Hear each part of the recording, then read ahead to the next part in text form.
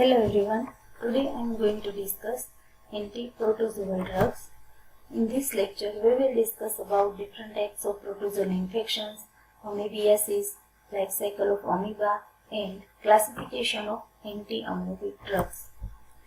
Start with different types of protozoal infections. Here, several protozoal or parasitic diseases are listed. First one is amoebiasis, that is infection of intestine caused by protozoa Entamoeba histolytica. Second one is malaria. It is mosquito-borne infectious disease that is caused by Plasmodium, like Plasmodium vivax, Plasmodium falciparum, Plasmodium ovale, and Plasmodium malaria. Then third one is giardiasis. It is infection of the small intestine and caused by protozoa Giardia lambilla. Fourth one is leishmaniasis. It is disease caused by the bite of the female sandfly and caused by protozoa Leishmania donovani. Fifth one is toxoplasmosis. It is infection due to the parasite Toxoplasma gondii. Sixth one is trypanosomiasis. It is several disease in vertebrates caused by parasitic protozoan trypanosomes.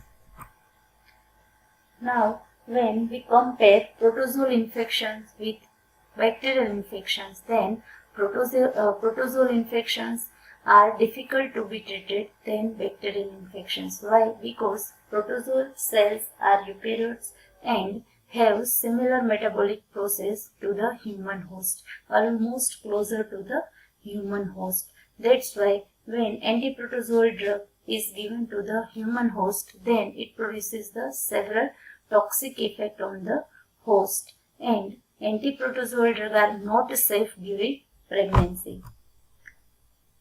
Now start with the one parasitic disease, that is amoebiasis. Then what is amoebiasis?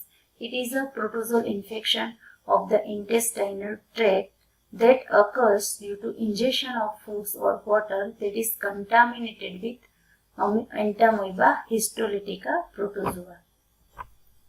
Now, we start with life cycle of amoeba. How amoeba enter to the human host and survive in the atmosphere. Then it have the two forms, cyst, that is non-infective form, and can survive outside the human body and transform into the trophozoites inside the human body. Second one is trophozoites. It is infective form.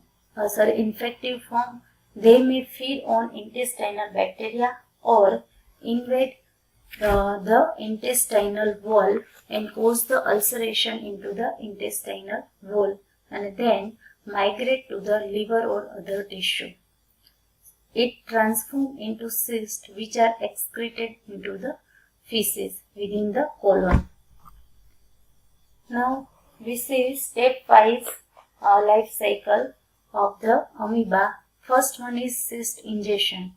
As we discussed, when healthy person or healthy human host ingests food that is contaminated with Entamoeba histolytica cyst, then cyst enter the human host. That is the ingestion of cyst, and cyst is the infective form of Entamoeba histolytica. Now this cyst is transformed into the trophozoites inside the human host and then get multiplied within the colon wall by using the bacterial flora as a food that is present in intestine.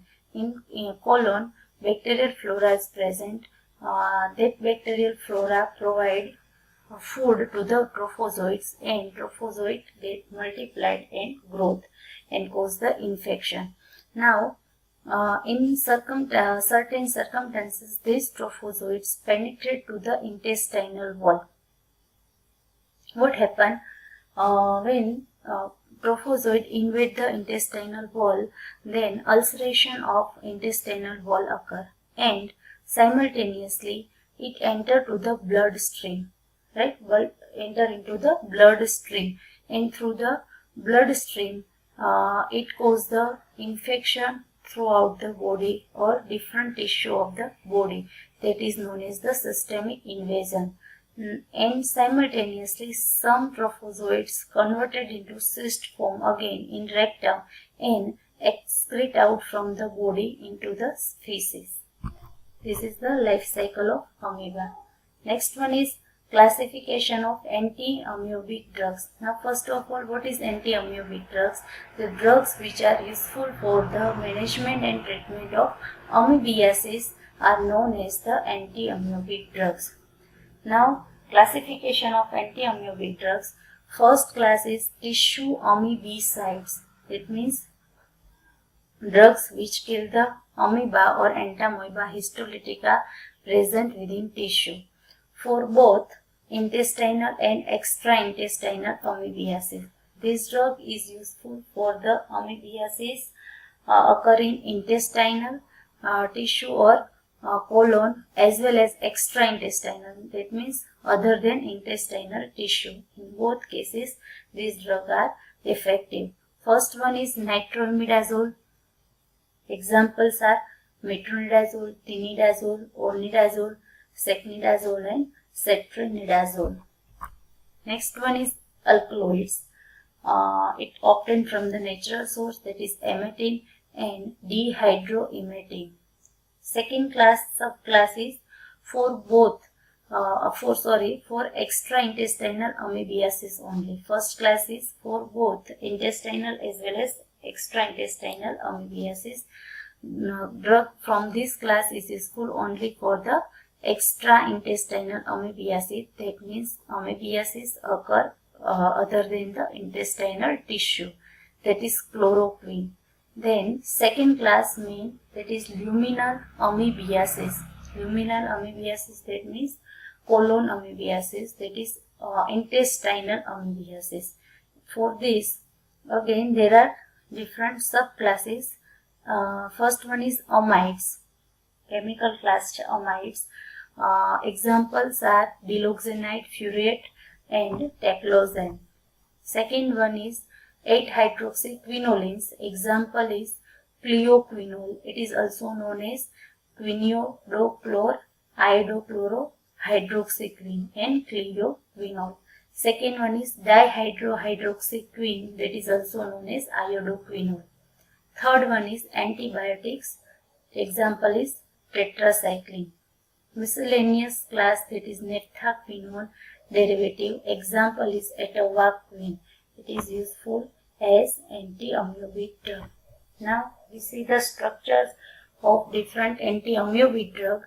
Then first one is nitroimidazole derivative. See in structure, red color structure, it is nitroimidazole. Heterocyclic ring is imidazole ring and its fifth position nitro group is present, that is 5-nitroimidazole, right? See in structure, on first nitrogen R is indicated and this R is varies with different drug. For example, in metronidazole R is CH2CH2OH, that is ethyl alcohol. Then in tinidazole it is diethyl sulfone. Second one is ornidazole. In this chlorohydroxypropyl group is present, right? Next one is alkaloids.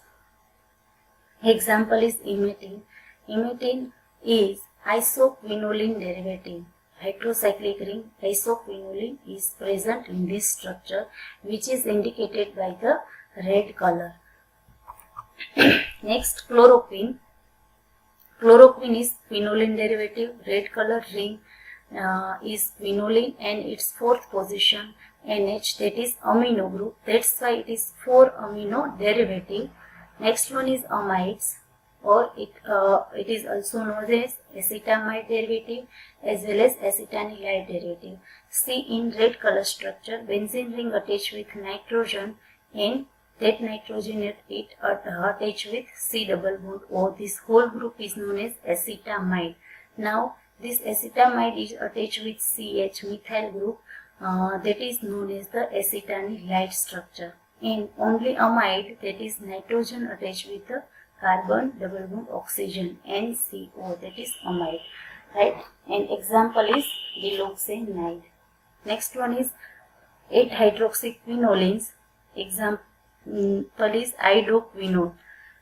It is 8-hydroxyquinoline is indicated by red color structure. Quinoline in quinoline ring on 8th position hydroxy group is present. That's why 8-hydroxyquinoline structure. Next one is antibiotics. Example is tetracycline. Tetracycline is naphthacene derivative. That means 4 fuse ring system is present. That's why it is known as tetracycline. Next one is atovaquone. It is naphthaquinone derivative.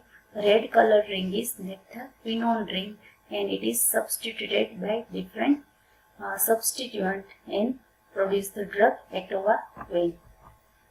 In further different class of the anti-amoebic drug we will discuss in next lecture. Thank you.